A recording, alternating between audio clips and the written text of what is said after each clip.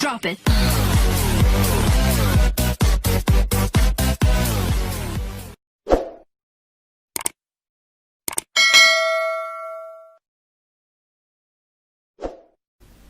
Assalamualaikum warahmatullahi wabarakatuh. Jumpa kembali di pembelajaran Ustadz.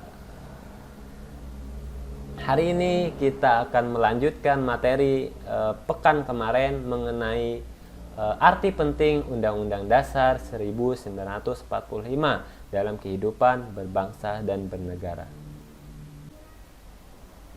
Arti penting Undang-Undang Dasar 1945 dalam kehidupan berbangsa dan bernegara. Penting nggak sih Undang-Undang 1945 ini dalam kehidupan bangsa? Mari kita simak. Nah, kita akan mempelajari tentang arti penting sebuah undang-undang bagi suatu bangsa. Nah, Undang-Undang Dasar Negara Republik Indonesia tahun 1945 sangatlah penting bagi Indonesia. Nah, selain memberikan penegasan tentang pembatasan, pembagian kekuasaan, dan tata cara mengelola negara, Undang-Undang Dasar juga memberikan kepastian hukum dan jaminan akan hak asasi manusia. Bayangkan kalau negara kita tidak memiliki undang-undang, nah maka apa yang terjadi? Pasti hak asasi manusia tidak akan terjamin, ya. Nah, substansi di dalam Undang-Undang 1945 itu yang pertama di sana memuat tujuan negara, yang kedua memuat lembaga negara, yang ketiga memuat kekuasaan, pembagian kekuasaan maksudnya. Yang keempat, di dalam undang-undang itu juga memuat hak asasi manusia. Yang kelima, di sana juga dibahas mengenai sistem dari pemerintahan. Nah, yang berikutnya, yang kelima, hubungan dari pemerintah pusat dengan pemerintah daerah. Nah, yang keenam, prosedur bagaimana penyelesaian dari pertikaian. Dan yang terakhir, itu pengawasan terhadap pejabat negara atau perubahan konstitusi. Jadi konstitusi itu juga diatur bagaimana merubahnya. Kita tahu konstitusi kita atau Undang-Undang Dasar 1945 itu mengalami 4 kali perubahan atau 4 kali amandemen. Nah, mengapa dilakukan amandemen? Karena dirasa tidak sesuai lagi dengan kondisi zaman sekarang. Makanya dilakukan penyesuaian karena sifatnya tadi fleksibel.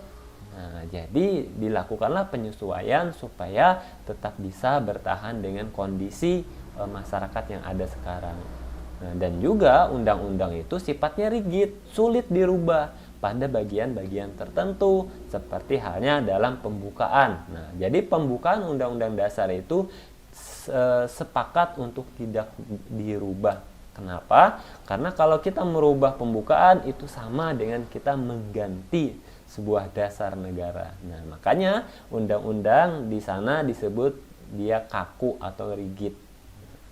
Tahu ya sudah bedanya?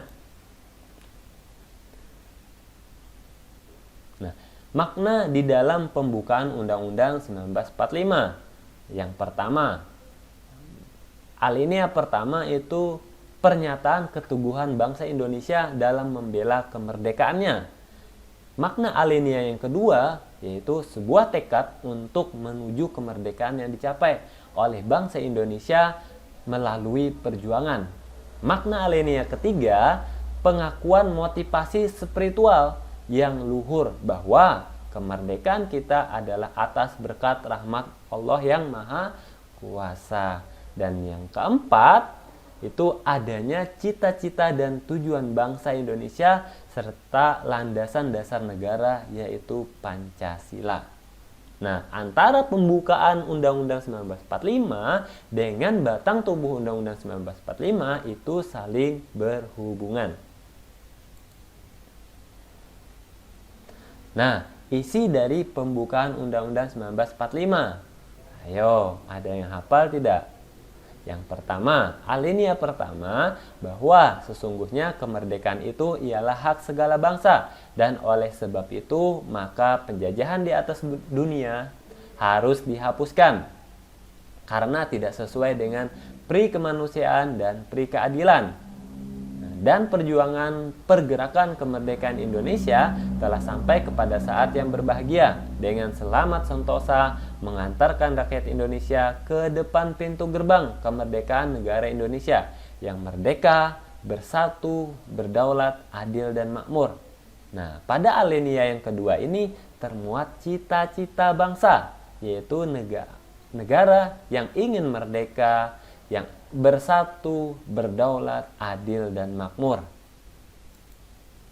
Nah, pada alinea ketiga, atas berkat rahmat Allah yang Maha Kuasa dan dengan didorongkan oleh keinginan yang luhur supaya berkehidupan, berkebangsaan yang bebas, maka rakyat Indonesia menyatakan dengan ini kemerdekaannya.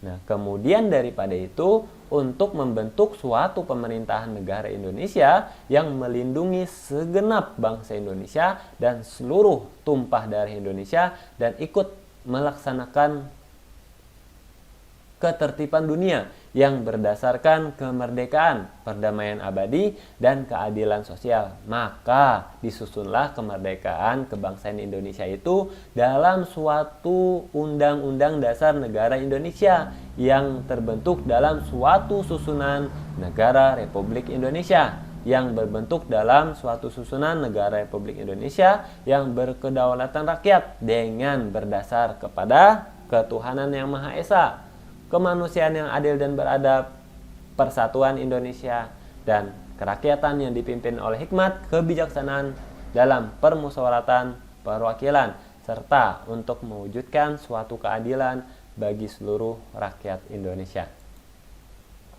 Nah, itu tadi mengenai naskah dari pembukaan Undang-Undang 1945. Nah, lantas bagaimana sih perkembangan konstitusi di Indonesia? Nah, jadi negara kita itu beberapa kali mengalami perubahan konstitusi. Yang pertama, yaitu adalah konstitusi yang dipakai ketika kita merdeka, yaitu adalah Undang-Undang Dasar 1945. Nah, dari 18 Agustus 1945 sampai 27 Desember 1945. Nah, saat itu Undang-Undang 1945 ini secara de facto hanya diakui wilayahnya yaitu Jawa, Madura, dan Sumatera. Nah, jadi kita secara de facto diakui oleh negara lain pada saat itu hanya Pulau Jawa, Madura, dan Sumatera. Pulau lain itu masih belum diakui, sehingga Pulau Kalimantan dan pulau-pulau lainnya dia masih berjuang untuk memerdekakan dirinya. Nah, makanya di Kalimantan kita tahu ada peristiwa 17 Mei. Nah, atau Brigjen Hasan Basri. Nah, perjuangan Brigjen Hasan Basri itu salah satu upaya untuk melepaskan diri dari penjajahan dan bergabung dengan Indonesia. Nah, yang kedua, Konstitusi Republik Indonesia Serikat. Nah, jadi kita juga pernah menjadi Konstitusi Republik kita ini Indonesia Serikat atau RIS. Nah, jadi kapan berlakunya itu? 27 Desember 1949 sampai 17 Agustus 1950. Nah, berlaku di seluruh Indonesia kecuali Irian Barat.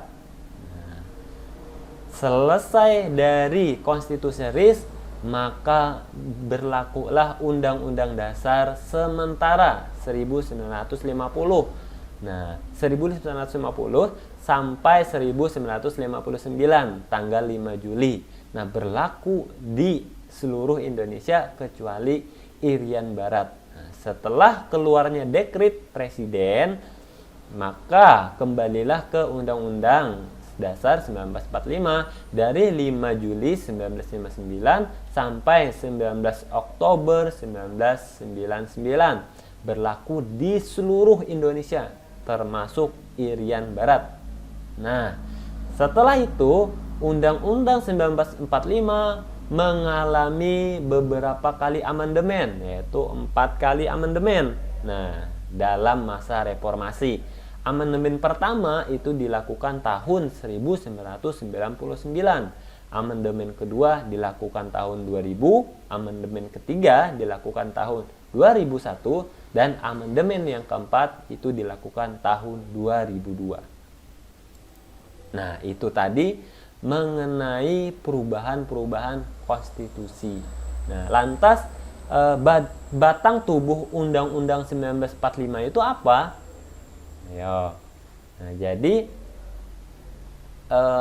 antum bisa lihat slide yang ada di berikut ini. Nah, jadi di sini disampaikan bahwa ini pada sidang MPR 14 sampai 21 Oktober ini adalah amandemen yang pertama, yang kedua, yang ketiga, dan yang keempat. Nah, tanggal pengesahannya kapan? Jadi kalau ditanya misalkan amandemen pertama Undang-Undang tanggal berapa? Tanggal 19 bulan 10 1999. Nah, yang dirubah apa saja pasalnya? Yang dirubah yang ini pasalnya. Nah, sebelum perubahan Undang-Undang Dasar 1945 itu memuat ada 16 bab dalam 37 pasal yang terdiri dari 49 ayat, 4 pasal aturan peralihan, dan 2 ayat aturan tambahan yang dilengkapi dengan penjelasan. Nah, hasil perubahan dari 4 amandemen itu jumlahnya menjadi 21 bab yang terdiri dari 73 pasal. Nah, ada 170 ayat dan 3 pasal aturan peralihan dan 2 pasal aturan tambahan dan tanpa penjelasan. Nah, berikutnya pembelajaran apa atau semangat pendiri bangsa yang seperti apa yang bisa diikuti oleh penerus bangsa.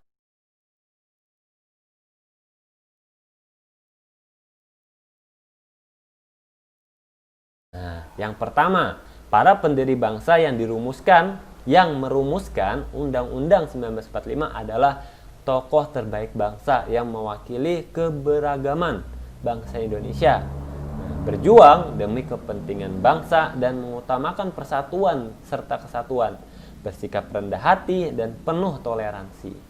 Nah, kita tahu ketika merumuskan Piagam Jakarta itu debatnya antara tokoh nasionalis, tokoh agama, nah itu berdebat menemukan titik temu agar tercipta sebuah dasar negara, yaitu Pancasila. Nah, mengutamakan musyawarah di setiap perbedaan dalam permasalahan dan bertanggung jawab pada setiap keputusan. Nah, nilai-nilai inilah yang diharapkan ada pada diri kita semua, yaitu adalah mengutamakan persatuan dan kesatuan, bersikap rendah hati, toleransi, sikap pantang menyerah, bertanggung jawab terhadap apa yang kita lakukan dan apa yang kita ucapkan. Nah, rendah hati dan toleransi.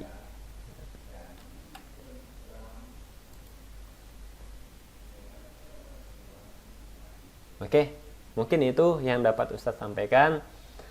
Salah hilap Ustadz mohon maaf.